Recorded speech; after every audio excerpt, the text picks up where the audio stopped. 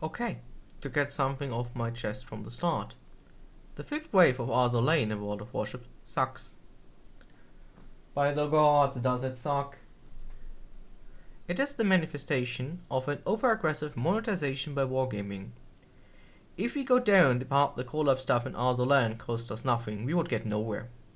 Azur Lane is a very consumer-friendly game after all. It marks my longest played game without a break so far. Additionally, I looked up my PayPal purchases for the 2 Azur Lane containers I sent to my recruits.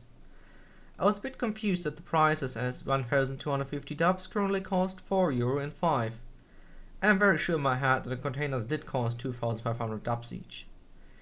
The 4 cent more expensive one went outside of Germany, that is why it was more expensive to me, because Wargaming had to get the box into a different country from my own. Makes sense to me. I know that the balloons have inflated since I started playing in 2020, but I do not know by how much, and I am not the content creator that looks at this kind of thing. Everything has become more expensive in the past years, therefore we will need to skip the inflation issue. Now to the actual contents of the collaboration. The loot boxes are hilariously bad. These new containers replace the old ones. While the price is halved at 1250 dubs, there's only a 32% chance of an Azur Lane commander. It is no longer a guaranteed drop. I thought things would improve when they introduced the duplicate protection, but they decided to put the RNG into getting a captain in the first place. This increases the price. Guaranteed drop only after 6 fails. As if all that weren't enough, the old containers gave a commander plus dragon flags, equivalent to today's blue and red boosters. The new ones will give either a commander or blue boosters or more useless camos.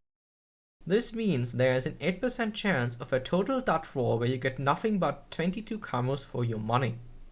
The camos are completely useless. Second thing, the big commander bundle is the only thing interesting right now, but only to those that have not bought it before and only have a few commanders or only have the free ones. Not for anybody else. And not for its staggering price of over €100, but because it has 29 commanders in that bundle for 32,500 doubloons. It's around 1120 doubloons per commander. A regular 10-point commander sells for 1500, so it's a good deal. It's a very good deal for new players, because the 10-point commander allows you to grab the meta skills for destroyers and cruisers like Concealment Expert or Fire Prevention for battleships. It eases the grind quite a bit when you are new to the game and start with 0-point commanders. Previous version costed 31,500 for 26 and a bunch of camos I only use in custom, so I do not consume them. I actually bought this pack back in 2022. I wish these could be permanent camos that can be mounted on any ship like the Epoch of Navy ones. Maybe sell them as freely attachable premium camos? I will keep my take on the ships short, as I already have said something about it in my World of Warships Prince Heinrich is a Scam video. There are plenty of reviews about them out there too. The thing I will say is hands off Prince Heinrich. Not only is she on the false Azaz York class, but the ship is a tech tree copy, so it can be acquired for free. Same goes for RL Azuma. The Azuma was previously a free XP ship and is now sold for coal.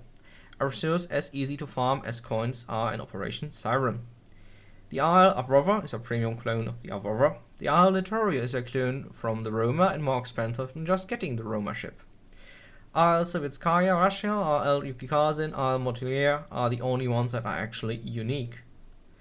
RL Cheshire, on the other hand, is gated behind loot boxes right now and might be interesting to you if you really want to get yourself a Cheshire. Now, the Camo Sequential Gambling Pack is absolutely bad. It would cost me €183 to acquire all the cosmetics. The costs are 74,000 doubloons for all of them. If you already own a camo, you will get 2,500 as compensation. It's quite devious of them, because that will give you enough for a free next bundle if you use the compensation for buying for 1,250. Overall, there are 14 camos in here and 60 money grubbing fillers. Last time you could buy camos per pack, in a big pack, or the new ones even individually. We even had a 35% coupon for them, which I used on the New Jersey camo. It was 6,000 dubs because back in the day bonus packages were attached to the camos. Now at the very end of the video I want to talk about the good parts of the collab. Wait, what? Yes, it is like when you go to the supermarket. When you look at the top or the bottom of the shelves, you find the good products, like mayonnaise on the ground level in the supermarket. We have free Azur Lane collection containers available for credits. This is the standard game resource. This will start a collection that will reward you with flags, and in the final state, a free Azuma commander. The remaining collection pieces come with the container drops daily you get for playing and reaching XP marks. The other good one is atop the armory page. It is a narrative mission chain that gives you a free Dunker commander and camo for the ship. I really like this idea.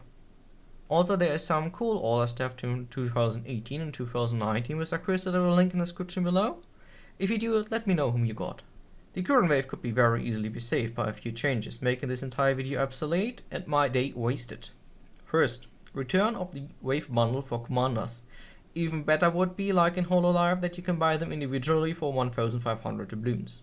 Second, camos can be bought individually again. I really want that rune camo, it is a gorgeous work by the art department. Third, don't restrict items to big bundles, I know you love to hide stuff in them. In this last part I have another message for Wargaming. Dear Wargaming, I really love your game, but you really have to get a new marketing department. This is not it. This is the worst wave you've done so far and marks a new low for your monetization strategy. This entire script writing process in comparison looking up sources has been agitating. I would have much rather posted content promoting your game in a positive light about the great Azur Lane commanders that you can acquire in it and amazing ships to play them on.